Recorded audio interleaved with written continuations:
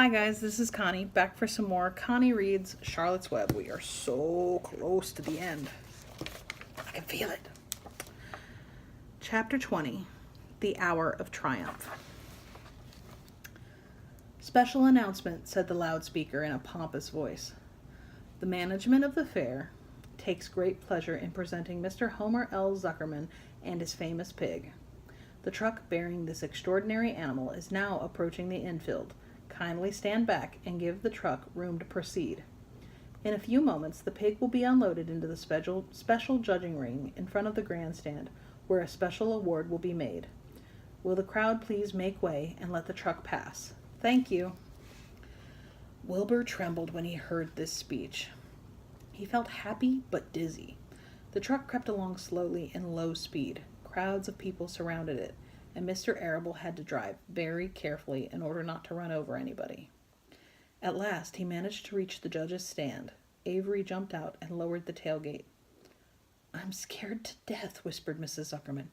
"Hundreds of people are looking at us." "Cheer up," replied Mrs. Arable. "This is fun." "Unload your pig, please," said the loudspeaker.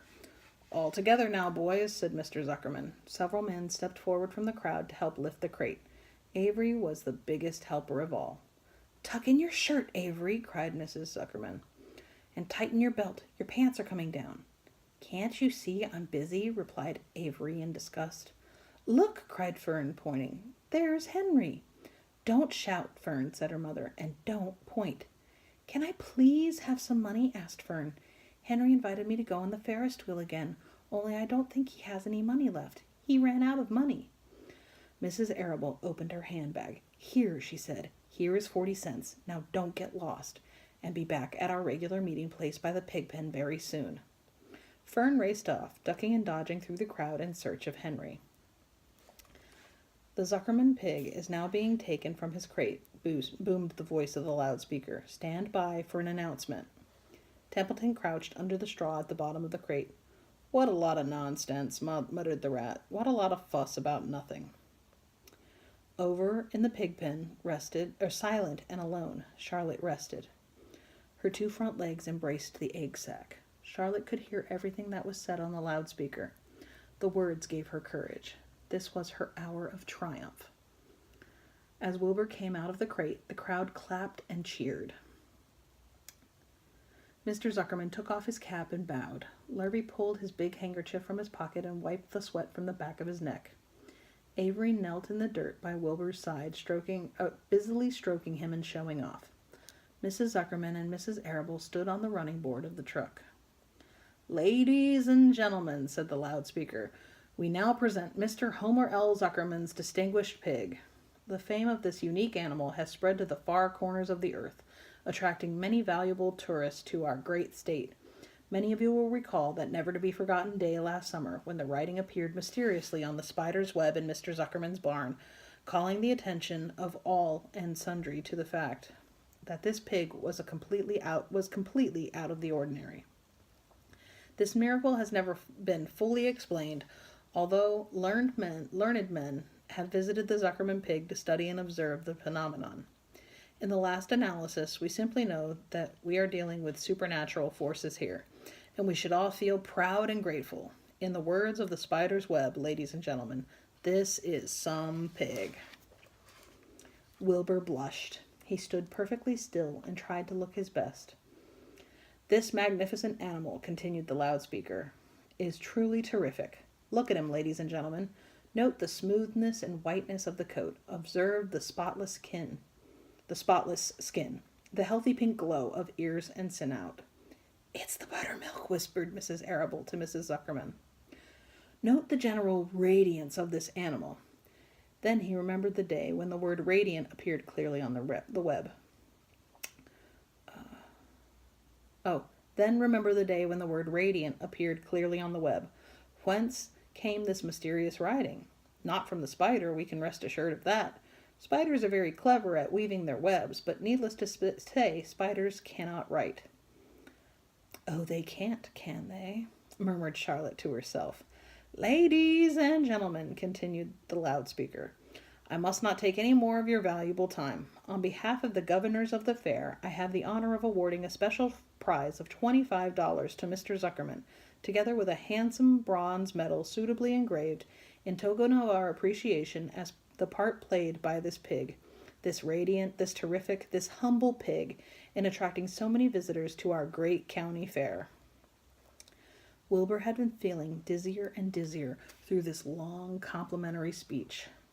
When he heard the crowd begin to cheer and clap again, he suddenly fainted away. His legs collapsed, his mind went blank, and he fell to the ground unconscious. "What's wrong?" said the loudspeaker. "What's going on, Mr. Zuckerman? What's the trouble with your pig?" Avery was kneeling by Wilbur's head, stroking him. Mr. Zuckerman was dancing about, fanning him with his cap. "He's all right," cried Mr. Zuckerman. "He gets these spells. He's modest and can't stand the praise." "Well, we can't give a prize to a dead pig," said the loudspeaker. "It's never been done." "He isn't dead," hollered Zuckerman. "He's fainted. He gets embarrassed easily. Run for some water, Lurvy." Lurvy sprang from the judge's ring and disappeared. Templeton poked his head from the straw. He noticed that at the end of Wilbur's tail was within reach. Templeton grinned. "I'll tend to this," he chuckled. He took Wilbur's tail in his mouth and bit it just as hard as he could bite. The pain revived Wilbur. In a flash, he was back on his feet. "Ouch!" he screamed. "Hooray!" yelled the crowd. "He's up! The pig's up! Good work, Zuckerman! That's some pig!" Everyone was delighted. Mr. Zuckerman was the most pleased of all. He sighed with relief. Nobody had seen Templeton. The rat had done his work well. And now one of the judges climbed into the ring with the prizes. He handed Mr. Zuckerman 2 $10 bills and a $5 bill. Then he tied the medal around Wilbur's neck. Then he shook hands with Mr. Zuckerman while Wilbur blushed. Avery put out his hand and the judge shook hands with him too. The crowd cheered. A photographer took Wilbur's picture.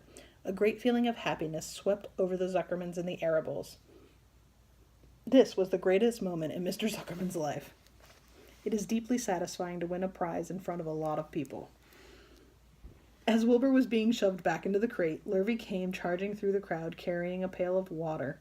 His eyes had a wild look. Without hesitating a second, he dashed the water at Wilbur. In his excitement, he missed his aim and the water splashed all over Mr. Zuckerman and Avery. They got soaking wet. "For goodness sake," bellowed Mr. Zuckerman, who was really drenched. "What ails you, Lurvy? Can't you see the pig is all right?" "You asked for water," said Lurvy meekly.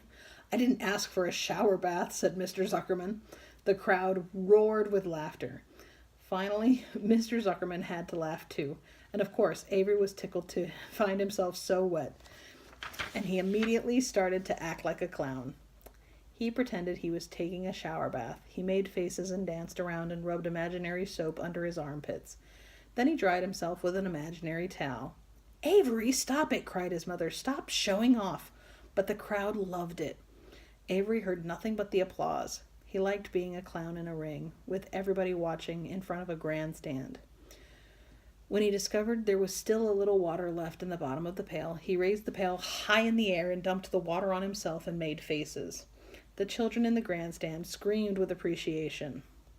At last things calmed down. Wilbur was loaded into the truck. Avery was led from the ring by his mother and placed on a seat of the truck to dry off. And placed on the seat of the truck to dry off. The truck, driven by Mr. Arable, crawled slowly back to the pig pen.